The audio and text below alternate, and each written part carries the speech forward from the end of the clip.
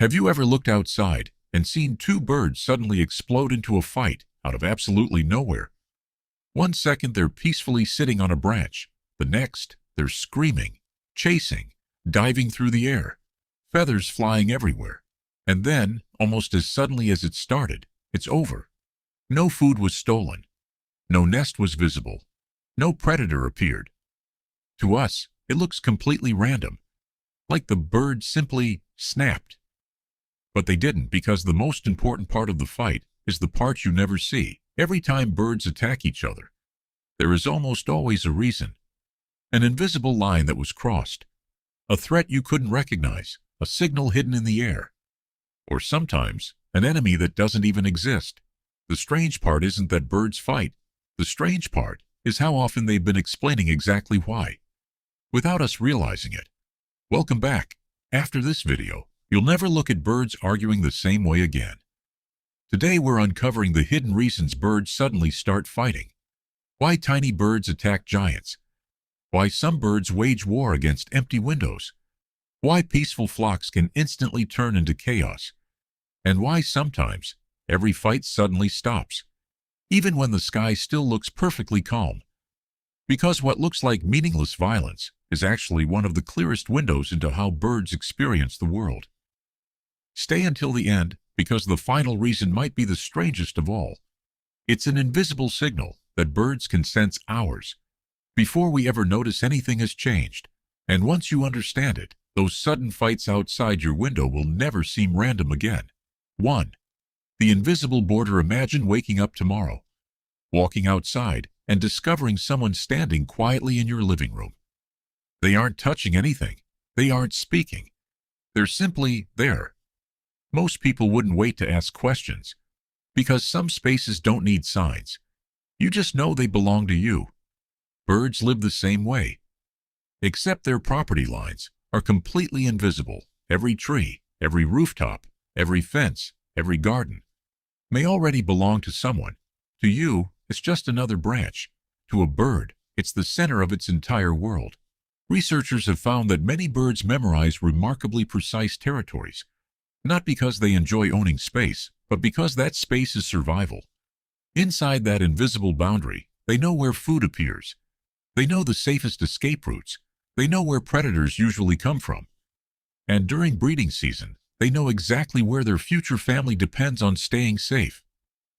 That's why the fight often seems to start for no reason. You're watching the moment another bird unknowingly crosses a border that only one of them can see. There are no warning signs, no painted lines, just memory, instinct, and thousands of tiny landmarks only birds recognize. To us, the attack looks sudden. To the defending bird, the intruder has been trespassing for several seconds already. Sometimes the defending bird doesn't even wait for physical contact. The moment another bird lands on the wrong branch, the chase begins, not because the branch itself matters, because what it represents does. Home, safety, food, the future. And once hormones begin flooding the body during breeding season, those invisible borders become even more important. A bird that ignored a trespasser could lose everything, which is why even peaceful-looking birds suddenly become astonishingly aggressive. But invisible territory still doesn't explain one of the strangest fights in nature. Because sometimes the bird starting the fight isn't the biggest one. In fact, it's often the smallest. And what happens next shouldn't make any sense at all. A bird half the size will deliberately attack one nearly twice as large. Not once, again, and again, and again. As if it actually expects to win, except winning was never the point. If you've ever seen a crow chasing a raven, you've probably assumed the crow had lost its mind. After all, ravens are enormous. They're heavier, stronger, their beaks are larger, their wings are broader. If these birds fought one-on-one, the raven should have every advantage. And yet, something astonishing happens almost every time they meet. The smaller bird attacks first, not occasionally. Almost every time. Researchers who analyzed nearly 2,000 encounters between crows and ravens found something remarkable. In roughly 97% of those fights, the crow was the aggressor. not the raven, the crow. Think about that for a second. Imagine watching a house cat repeatedly chasing away a wolf. It feels backwards. It feels impossible. But that's exactly what nature keeps doing, so why would a smaller bird willingly start a fight it appears destined to lose? Because the crow isn't trying to defeat the raven. It's trying to send a message. During spring, that message becomes incredibly important. Somewhere nearby, there may be a hidden nest. Tiny blue eggs, newly hatched chicks, a future family, and to a crow, a passing raven isn't simply another bird, it's a potential thief. Ravens are intelligent opportunists. If they discover an unprotected nest, they may eat the eggs, or the chicks. The crow doesn't know whether this particular raven plans to do that. It can't afford to find out. So instead of waiting, it attacks first. From our perspective, the raven looked completely innocent. It was simply flying overhead. But the crow wasn't reacting to what the raven had done. It was reacting to what the raven could do. That single difference explains almost everything. The fight isn't about revenge, it's about prevention, and that's why the attacks often seem so relentless. A crow won't simply dive once, it keeps coming. Again, again, again. Each pass forces the raven farther away from the hidden nest. The farther the predator moves, the safer the family becomes. But here's where it gets even stranger. Crows rarely fight alone. Listen carefully the next time one starts shouting. Within seconds, another crow appears. Then another. Then another. Suddenly, what looked like a one-on-one fight has become an aerial mob. Scientists call this mobbing. One bird raises the alarm, and nearby crows respond almost immediately. Not because they're looking for a fight, but because every extra bird changes the odds. One crow may struggle to intimidate a raven. 5 crows are a completely different story. Together, they harass the larger bird from every direction, diving, calling, forcing it to keep turning, making it impossible to relax. Eventually, the raven usually gives up, not because it couldn't win, but because staying simply isn't worth the effort. The crows have already accomplished exactly what they wanted. They protected something you never even knew existed. A hidden nest, an invisible family, a future generation. Suddenly, that random fight doesn't seem random anymore. It was a rescue mission. You just couldn't see what they were protecting. But not every bird starts fights against real enemies. Some wage war against an opponent that doesn't even exist, a rival that copies every move they make, never retreats, never attacks first, and somehow keeps coming back every single morning. The next fight may be the most frustrating battle any bird will ever experience, because the enemy is itself. Because the enemy is itself. If you've ever parked your car outside and found a bird attacking the side mirror, you've probably laughed. It flies at the glass, pecks it, slams into it, then lands nearby, only to charge again a few seconds later. The strange part is that it can keep doing this for hours, sometimes for days. It looks ridiculous, almost like the bird has completely lost its mind. But once again, the real trigger is something we can't see, Tom. To the bird, there isn't a mirror. There isn't glass. There isn't even a reflection. There is only another bird, standing inside its territory, refusing to leave. Unlike humans, most birds can't recognize themselves in a reflection. The image staring back feels completely real. Every head tilt is copied. Every wing movement matched perfectly. Every challenge answered instantly.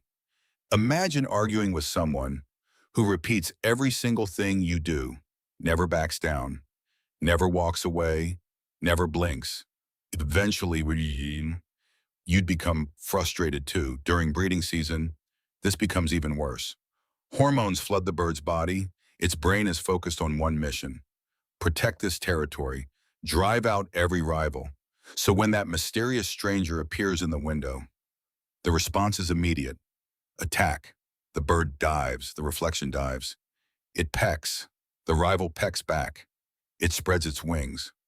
So does the enemy. From the bird's perspective, this is the most stubborn intruder it has ever encountered. No matter how many times it wins, the rival always returns tomorrow morning. The next afternoon, the following week. The battle never ends.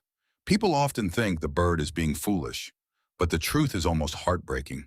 It's risking its energy, its time, sometimes even exhausting itself, trying to defend a home from an enemy that has never existed.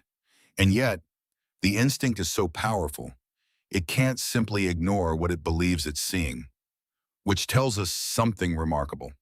Birds don't fight because they enjoy fighting. They fight because their brains are convinced something important is at risk. Sometimes they're wrong, but most of the time, they aren't. In fact, there's another situation where perfectly peaceful birds suddenly become aggressive. The moment someone unfamiliar arrives, not because they're enemies, not yet, because neither bird knows the rules. Imagine walking into a room at Tramamam where everyone already knows each other.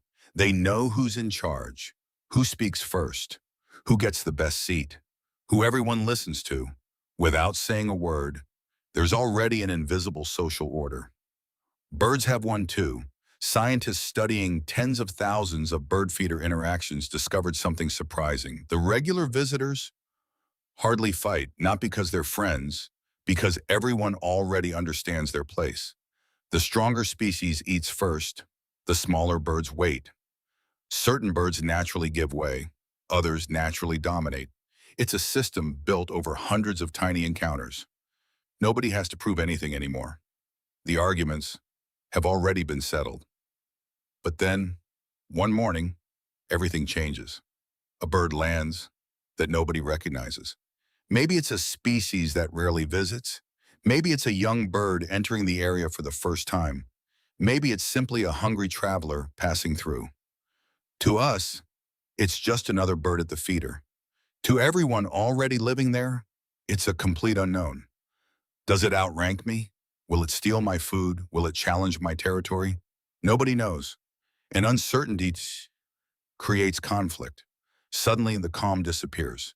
Birds that peacefully shared the feeder yesterday begin chasing, calling, posturing, pecking. Not because food suddenly became scarce, because the social order has been broken. It's remarkably similar to what happens when a new student joins a classroom or a stranger walks into a tightly connected neighborhood. Everyone spends time figuring out where the newcomer belongs. Birds do exactly the same thing, except instead of awkward conversations, they settle the question in seconds, with wings, voices, and brief explosions of aggression. Once the hierarchy is established, the fighting usually fades. Peace returns until the next stranger arrives.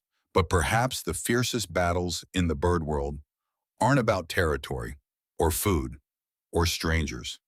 They're about something far more powerful, a reward so valuable that males will risk injury, exhaustion, and sometimes everything they have for just one chance to win it. And every spring, nature transforms into something that looks almost like an underground fight club. Almost like an underground fight club, except the prize isn't money or territory or food. It's something far more valuable. The chance to pass on your genes. Every spring, in open grasslands across North America, a remarkable gathering takes place. Male grouse begin arriving long before sunrise. One by one, they walk into an open clearing, not to feed, not to rest, but to compete. Scientists call these places leks to the birds. They're arenas. Each male claims a tiny patch of ground, sometimes only a few feet across. And then the performances begin. They puff out their feathers, stamp their feet, spread their wings, call into the morning air. At first, it almost looks like a dance. Then another male steps too close. Everything changes. They leap into the air, strike with their wings, peck, shove, twist around each other, sometimes grabbing feathers, sometimes wrestling across the ground. The peaceful stage has become a battlefield. To us, it looks like pointless violence, but every movement is being watched because hidden nearby, the females are observing everything. They're not looking for the loudest bird or the angriest. They're looking for the strongest, the healthiest, the one most capable of surviving another year. Here's the astonishing part. In many of these gatherings, only a handful of males will win almost all of the matings. The rest fight anyway, because even a tiny chance is better than none. What looks like chaos I am actually one of nature's oldest interviews. Every display, every chase, every fight answers one silent question. Who deserves the next generation? It's another reminder that birds rarely waste energy without a reason. Every fight has a purpose, even when we can't immediately see it. But sometimes something even stranger happens. The fighting doesn't increase, it stops. Almost instantly, the loudest birds become quiet. The most aggressive birds suddenly tolerate each other. Rivals that spent the morning chasing one another now feed side by side. If you didn't know better, you'd think they had called a truce in a way they have, but not because they've forgiven each other, because something invisible has become far more important. Long before dark clouds appear, before thunder, before the first drop of rain, the air itself begins to change. Not in a way humans can feel, but in a way many birds can. Researchers have discovered that some birds respond to tiny changes in air pressure, almost like living weather stations. As the pressure begins to fall, their priorities shift. Survival suddenly outranks competition. There are reports from bird watchers who have seen hummingbirds, normally some of the most fiercely territorial birds in the world, stop fighting just minutes before a storm. Instead of chasing each other away, they gather together at feeders, feed quickly, quietly, as though every bird has received the same invisible warning. Then, minutes later, the storm arrives. To us, the change feels magical. To the birds, it was simply information. Information carried through the atmosphere, hours before our eyes notice anything unusual. And suddenly, every earlier mystery begins fitting together. The crow wasn't fighting because it was angry, it was protecting a future. The bird attacking the window was defending a home from an enemy that existed only in its mind. The strangers at the feeder were sorting out a social order. The grouse were competing for the next generation. And the moment survival demanded cooperation instead of conflict, the fighting stopped. None of it was random. Which brings us back to the question we started with. Why do birds suddenly start fighting for no visible reason? The answer is surprisingly simple. They don't. The reason is almost always there. We're just missing it, because birds experience a world layered with signals humans rarely notice. Invisible borders, hidden nests, social rankings, hormonal changes, reflections mistaken for rivals, pressure changes drifting through the air before a storm. Their decisions make perfect sense inside their world. We're simply watching from the outside. The next time you hear an explosion of wings outside your window, don't ask, why are they fighting? Instead ask, what did the birds notice that I didn't? Because chances are, the fight began long before the first feather flew. You just couldn't see the signal, but they could. If you've ever witnessed a bird fight that seemed completely random, or you've noticed a behavior that wasn't in this video, tell me about it in the comments. I'd love to hear what you've seen. And until next time, keep watching your backyard, because the more closely you look, the less ordinary it becomes.